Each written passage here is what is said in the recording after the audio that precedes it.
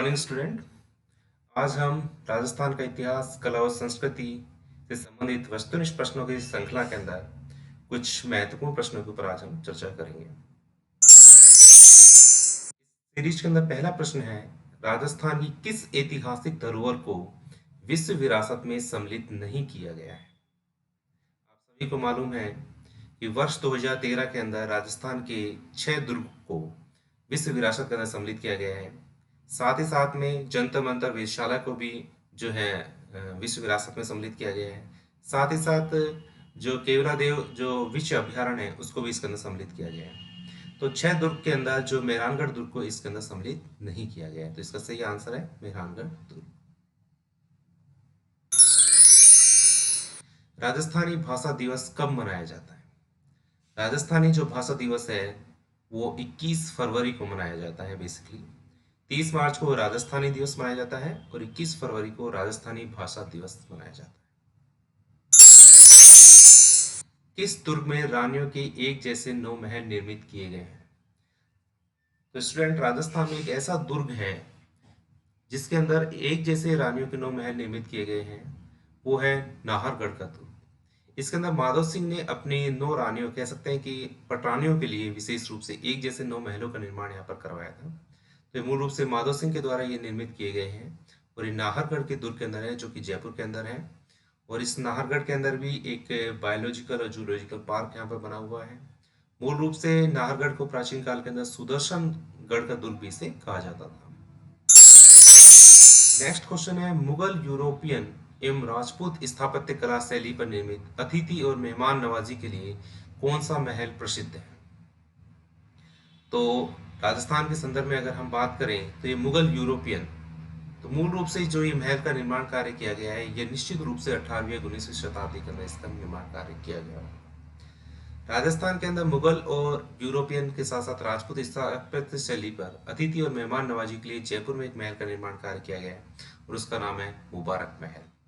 और इस महल का निर्माण कार्य मूल रूप से जो है माधव सिंह के समय किया गया है और ये जयपुर के अंदर स्थित है मूल रूप से, जो स्पेशली मेहमान नवाजी के लिए जाना जाता है। निम्न में से कौन सा दुर्ग वन दुर्ग की श्रेणी में आता है? तो आप सभी जानते हैं कि सरिस्का जंगल के बीच में एक ऐसा दुर्ग स्थित है जो विशेष रूप से अपने राजनीतिक बंदियों को इसके अंदर रखा जाता था 18वीं 19वीं शताब्दी के अंदर। वो दुर्ग है कांकवाड़ी का दुर्ग। कांकवाड़ी का दुर्ग इस समय जो वन दुर्ग की श्रेणी के अंदर आता है। आमेर दुर्ग और चित्तौड़गढ़ गिरी दुर्ग की श्रेणी में आते हैं। वही जूनागढ़ का दुर्ग है जो कि बीकानेर में स्थित है, ये धावन्य दुर्ग की श्रेणी में आता है। किसी जमाने के अंदर मरुस्थलीय क्षेत्र के अंदर ये दुर्ग स्थित है, इसलिए धावन्य श्रेणी का कहा जाता है। कांकवाड़ी का जो ये दुर्ग है, ये सरिस्का के जंगलों के मध्य स्थित होने के कारण वन्य दुर्ग की श्रेणी के अंदर से लिया जाता है। नेक्स्ट क्वेश्चन है, राजस्थान में एक देवी का मंदिर जहां चूहे बहुत अधिक संख्या में निवास करते हैं का नाम है? तो आप सभी जानते हो कि बीकानेर की जो आराध्य देवी है, बीकानेर के राठौड़ वंश की जो आराध्य देवी है, वो है करणी माता। करणी माता का एक मंदिर बना हुआ है देशनोक बीकानेर के अंदर। इस देशनोक बीकानेर के अंदर चूहे बहुत अधिक संख्या के अंदर है और इन्हें चूहे वाली देवी के नाम से भी इन्हें जाना जाता है, करणी माता को। साथ ही साथ में राजस्थान के अंदर करणी माता का एक मंदिर अलवर के अंदर भी बना हुआ है और एक उदयपुर के अंदर भी बना हुआ है। विशेष रूप से जो उल्लेखनीय जो मंदिर है वो देशनोक बीकानेर का ये मंदिर है, जो कि बहुत अधिक चूहों की अधिकता होने के कारण जो है इस मंदिर का एक विशेष स्थान है राजस्थान के अंदर। नेक्स्ट क्वेश्चन, राजस्थान के किस दुर्ग में प्रवेश द्वार पर जयमल और पत्ता की गजारूढ़ प्रतिमा लगी हुई है? आप सभी जानते हैं कि 1568 ईस्वी के अंदर जब अ, अकबर ने चित्तौड़ दुर्ग के ऊपर आक्रमण किया था, तो उस समय उदय सिंह वहां के शासक थे और इस दुर्ग की रक्षा का जो भार है वो जयमल और पत्ता के द्वारा जो है किया गया था। बाद में चित्तौड़ दुर्ग का पतन हो गया और उसके पश्चात जो है इस युद्ध के अंदर जो जयमल और पत्ता की मृत्यु हो गई।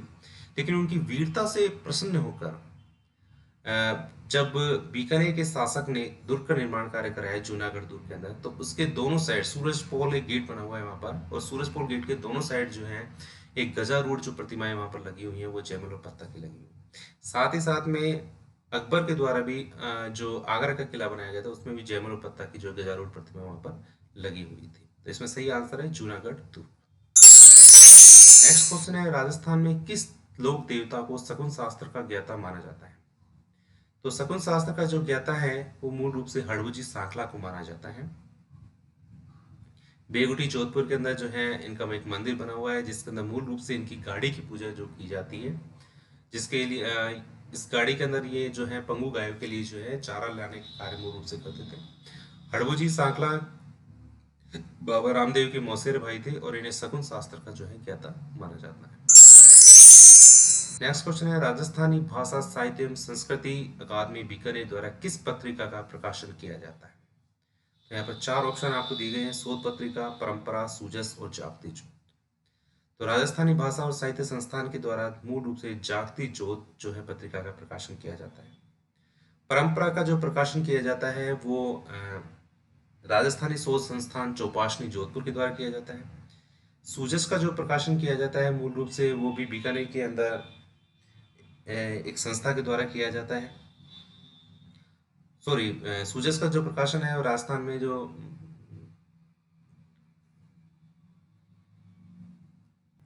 सूचना एवं प्रसारण केंद्र के द्वारा इसका किया जाता है। शोध पत्रिका का जो प्रकाशन है मूल रूप से उदयपुर के अंदर जो है साहित्यिक शोध संस्थान के द्वारा किया जाता है। तो इसमें सही आंसर है जागती ज्योत। राजस्थानी प्राच्य विद्या प्रतिष्ठान कहाँ पर स्थित है?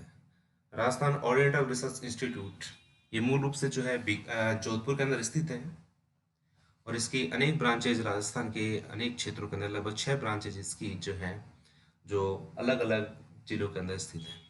तो जो मेन ब्रांच है ओरिएंटल रिसर्च इंस्टीट्यूट की, जिसे प्राच्य विद्या प्रतिष्ठान भी कहा जाता है, इसके अंदर मूल रूप से पुरानी जो पांडुलिपियों का एक विशाल संग्रह इसके अंदर किया गया है, जो मूल रूप से राजस्थान के साथ साथ गुजरात से भी संबंधित है मूल रूप से। और इसके अंदर जो संस्कृत भाषा और प्राचीन राजस्थानी भाषा के अंदर मूल रूप से ये पांडुलिपि आपको देखने को मिलेंगी। तो ये जोधपुर के अंदर है। नेक्स्ट क्वेश्चन है, पाषाण शिला के ऊपर लिखित प्रसिद्ध हरिकेली नाटक किसकी रचना मानी जाती है? तो हरिकेली नाटक जो मूल रूप से विग्रहराज चतुर्थ की जो है रचना इससे मानी जाती है। विग्रहराज चतुर्थ के द्वारा जो है एक संस्कृत विद्यालय की जो स्थापना वहां पर की गई थी। इसके बाद में कुतुबुद्दीन ऐबक के द्वारा 2.5 दिन के झोपड़े के अंदर कन्वर्ट कर दिया गया और उस 2.5 दिन के झोपड़े के ऊपर हरिकेली नाटक जो है अपने को लिखा हुआ मिलता है। सोमेश्वर देव जो इसके अंदर ऑप्शन में, उनके द्वारा एक ललित विग्रहराज नामक काव्य भी लिखा गया था।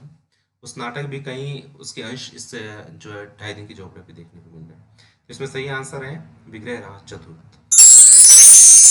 राजस्थान के किस शासक ने सर्वप्रथम भारत सरकार के अधिनियम पत्र पर हस्ताक्षर किए थे? तो आप सभी जानते हैं कि 3 जून 1947 को माउंटबेटन योजना लागू हुई थी, जिसके तहत भारत का विभाजन कर दिया गया और देशी रियासतों के समक्ष यह प्रस्ताव रखा गया कि वो भारत या पाकिस्तान किसी में भी सम्मिलित हो सकती है। इस समय भारत के अंदर लगभग 562 देशी रियासतें थी और जिनको एकीकृत कर भारत संघ में मिलाने का एक बहुत ही चुनौतीपूर्ण कार्य था। इस चुनौतीपूर्ण कार्य के लिए सरदार वल्लभ भाई पटेल के निर्देशन में 5 जुलाई 1947 को एक रियासती विभाग की स्थापना की गई, जिसका उद्देश्य था कि देशी रियासतों को भारत संघ में सम्मिलित किया जाए। तो राजस्थान की जो पहली रियासत थी या देश की जो पहली रियासत थी जिसने भारत संघ में सम्मिलित होने पर हस्ताक्षर किए, वो थी बीकानेर रियासत। इसके शासक थे शार्दुल सिंह। तो शार्दुल सिंह पहले ऐसे शासक थे, या बीकानेर पहली ऐसी रियासत थी जिसने भारत सरकार के साथ अधिमिलन पत्र पर हस्ताक्षर किए थे। नेक्स्ट क्वेश्चन है, किस इतिहासकार के द्वारा मुहम्मद नैन्सी को राजस्थान का अबुल फजल की संज्ञा दी गई है? तो अबुल फजल की जो संज्ञा दी गई है, मूल रूप से जो अबुल फजल है वो अकबर के दरबारी कवि थे। इसी प्रकार जिस प्रकार मुहम्मद नैन्सी जो है जसवंत सिंह के दरबारी इतिहासकार रहे हैं, उसी प्रकार अबुल फजल भी अकबर के जो है दरबारी इतिहासकार रहे थे और मुंशी देवी प्रसाद के द्वारा इनको राजस्थान के अबुल फजल की जो है संज्ञा दी गई है। किस ख्यात साहित्य में राजस्थान के बीकानेर के राठौड़ वंश से संबंधित जानकारी प्राप्त होती है? नैन्सी की ख्यात मूल रूप से जोधपुर के वंश से संबंधित, या कह सकते हैं राठौड़ वंश से संबंधित जो जानकारी प्रदान करती है। मुंडिया की ख्यात जो कि जोधपुर के अंदर एक गांव है मुंडिया, उससे संबंधित है ये ख्यात, जो भी मूल रूप से जोधपुर के राठौड़ वंश से संबंधित जानकारी प्रदान करती है। बांकीदास की ख्यात, बांकीदास जी मूल रूप से जोधपुर के मानसिंह के समय के जो दरबारी इतिहासकार रहे और उनकी ख्यात से भी हमें जोधपुर के राठौड़ वंश से संबंधित जानकारी प्राप्त होती है। वहीं दयाल दास की जो ख्यात है, इससे हमें बीकानेर के राजवंश या बीकानेर के राठौड़ वंश से संबंधित जो जानकारी प्राप्त होती है, जो कि 2 भागों के अंदर है। नेक्स्ट क्वेश्चन है, राजस्थान में पाबूजी का मेला किस तिथि को आयोजित किया जाता है? अनेक ऑप्शन इसमें है, भाद्रपद शुक्ल दशमी, भाद्रपद कृष्ण नवमी, चैत अमावस्या। तो राजस्थान में पाबूजी का जो मेला भरता है वो चैत अमावस्या को भरता है मूल रूप से। और भागवत कृष्ण नवमी को जो है गोगा नवमी का आयोजन होता है, मूल रूप से गोगा जी का मेला पड़ता है। भागवत शुक्ल दशमी को मूल रूप से तेजा जी का जो है मेला इसमें पड़ता है। तो इसमें सही आंसर है चैत्र अमावस्या को पाबू जी का जो है मेला पड़ता है। नेक्स्ट क्वेश्चन है, किस ग्रंथ को राजस्थान का गजेटियर भी कहा जाता है? तो नैन्सी मुनोत नैन्सी के द्वारा राजस्थानी भाषा में दो ऐसे ग्रंथ लिखे गए थे। पहला था नैन्सी की ख्यात और दूसरा है मारवाड़ी परगना की विगत।